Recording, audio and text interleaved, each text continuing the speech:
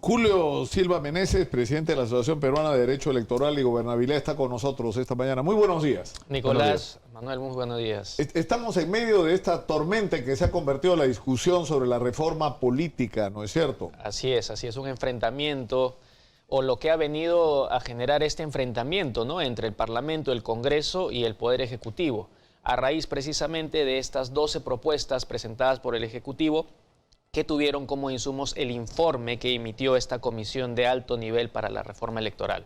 Y precisamente uno de estos proyectos de ley, y en concreto uno de los artículos que proponía uno de estos proyectos de ley, porque ojo, estamos todavía empezando recién este inicio, este debate de la reforma política que abarca la reforma del sistema político, del sistema de partidos y del sistema electoral. Tiene 3 ejes. Entonces se ha empezado por el tema de la inmunidad.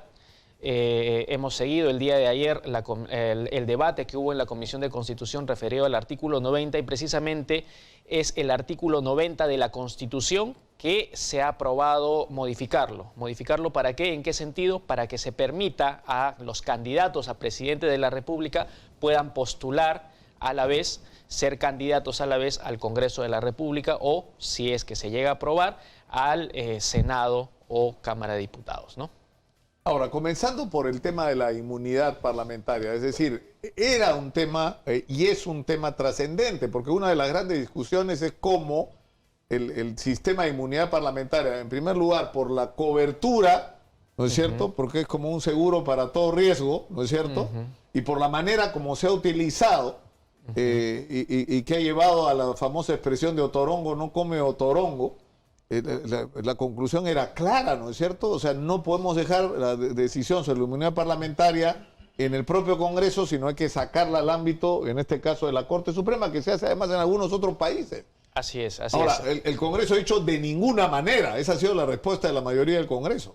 Efectivamente, y creo que ha sido un error porque inmediatamente creo que para toda la ciudadanía ha sido evidente a través de los casos reales que se han venido presentando en los últimos años, cómo es que esta frase de Otorongo no come otorongo, pues sí tenía o tiene cabida en la realidad y sí es necesario emprender una reforma política en lo que se refiere a la inmunidad, ¿no?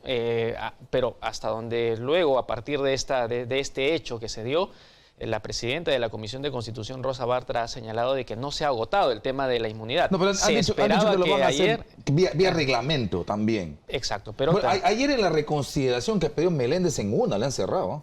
Exacto. O sea, Rosa Bartra dice para la tribuna, no se ha cerrado el debate. Pero ayer levanta la mano en la Comisión de Constitución, el congresista Meléndez le dice, reconsideremos, y Rosa Bartra no terminaba de hablar y le decía que no, vaya usted a reconsiderar no sé dónde. Pero lo que le quería preguntar, sobre el asunto de la variación al reglamento, ¿no puede ajustar algo o es que vía decreto legislativo, vía el asunto de mejorar el asunto del reglamento del Congreso, no hay forma de darle mejor contenido a lo de la inmunidad? Ahí tenemos un detalle, que es que el Tribunal Constitucional ya se ha pronunciado en el sentido de que a través del reglamento no se pueden modificar competencias o facultades constitucionales. El reglamento del Congreso tiene rango de ley y por lo tanto una ley no puede alterar el sentido o no puede modificar sustancialmente lo que diga el Congreso. Por lo tanto, ir por el camino del reglamento no podría, porque podría eventualmente sujetarse a un tema de inconstitucionalidad. Porque lo que han dicho es poner un plazo. 60 días, si ante un silencio el asunto como una especie de censo administrativo simplemente se ejecuta. Eso, ahora, el problema es que da la sensación de que vamos a un choque de trenes, ¿no es cierto? Es decir, Vizcarra y el Ejecutivo plantean como una cuestión de Estado el aprobar los 12 proyectos y Rosa Bartra y la mayoría del Congreso tienen su propio proyecto de reforma política que además desconocemos, ¿no? Porque, o sea, ¿cuál es? No está publicado en ninguna parte, ¿no es cierto? Así es, por lo menos ya tenemos cuál es la idea que tiene el Ejecutivo a través de estos 12 proyectos de ley que ha presentado. Sin embargo, la agenda de la reforma política por parte, en este caso, vamos a hablar en concreto de Fuerza Popular, todavía no ha sido socializada, no es de público conocimiento. ¿En qué puede terminar esto? Porque ya se está hablando acá de que el presidente podría pedir cuestión de confianza por el proyecto de reforma política. Es decir, esto de la reforma política es indispensable y si el Congreso no la aprueba, yo pido cuestión de confianza. Y el Congreso puede decirle, no te doy la cuestión de confianza, porque sería aceptar los 12 proyectos tal como los está planteando el Ejecutivo. Así es, podríamos llegar a ese escenario, pero yo no lo veo tan posible, porque ya hemos visto cómo es que ante este primer incidente que se armó a raíz de la inmunidad, vimos cómo el Congreso también dio, vamos a decirlo así, o recapacitó sobre este hecho en particular y dijo, ya, está bien, vamos a tratar el tema de la inmunidad, pero ojo, no nos presionen, dennos nuestro tiempo, nuestro espacio. Esperemos que sea así, esperemos que no lleguemos a este tema de la cuestión de confianza, porque eso significaría no solo paralizar o no solo sufrir una paralización en el ámbito político, sino todas las repercusiones que tiene en la vida concreta, en el ámbito económico. El tema es que siguen teniendo una visión política cortoplacista, ¿no es cierto? Porque la inmunidad, por ejemplo, en el caso de Donaire, ¿no? Edwin Donaire, que es una vergüenza cómo se ha manejado el asunto, lo han manejado no en función de la justicia, de la ley, esas son idioteces. Lo han manejado porque Donaire vota por ellos. Punto. Nada más. Eso ha sido todo el criterio. Y todo lo demás ha sido palabreo. Ahora, ¿no? Todo Exacto. Lo demás, o sea, no importa si era culpable, inocente, lo que importaba es que votaba por ellos y que había que mantenerlo. No, y ahora el caso Joaquín Dipas va a poner otra vez a ver si finalmente cambiaron o no. Ahora, y este cambio, que yo no sé cuál es el sentido que tiene. O sea, ¿cuál es la trascendencia de que los candidatos a la presidencia y vicepresidencia puedan ser? Efectivamente. Además, no es algo nuevo en nuestro sistema jurídico, en nuestro país. Hasta el año 93, con la Constitución del 79, en el artículo 166, se permitía que los candidatos a presidentes postulen. En ese entonces teníamos senadores y diputados. Entonces, que postulen a la Cámara de Senadores o diputados. Luego, a raíz de la experiencia que se vivió hasta el año 93, es que el constituyente del 93 decide eliminar esta norma. Y a partir del 93 lo único que tenemos es la posibilidad de que los candidatos a vicepresidentes puedan postular al Congreso. Claro ejemplo, el caso de la señora Mercedes Arauz, ¿no? Candidata a vicepresidenta con la fórmula presidencial de PPK y ahora actual congresista.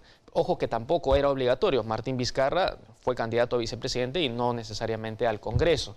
Entonces, nuevamente se pone sobre el tapete esta cuestión de la posibilidad de que los candidatos a presidentes puedan postular. Hay posiciones a favor, hay posiciones en contra, pero como bien lo señala, yo coincido en ese sentido con Nicolás, de que creo que la reforma política tiene que abarcar aspectos más sustanciales. Pero claro. ¿Esto viene del Ejecutivo? ¿Está en el paquete? Esto está en el paquete.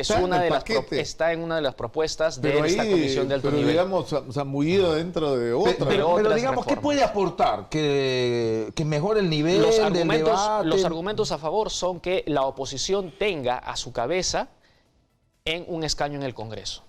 Esa es la oposición. Ahora hay críticas, ¿no? Las posiciones en contra señalan que ¿qué es lo que va a pasar? Que los candidatos a presidentes, o mejor dicho, van a los puestos, las candidaturas a presidencia de la República van a ser más buscadas. ¿Por qué? Porque siendo tú candidato a presidente de la República tienes más pantalla y vas a poder llegar al premio Consuelo, ¿no? Pero digamos, podría ser que ahora tengas a Keiko como podría ser, o a Verónica Mendoza. No, pero además o a César Acuña. La impresión que tengo es que qué buena esa de lo si le tienes nervios a los sismos. Nervios a los sismos, pero tiene sufres de nerviosismo.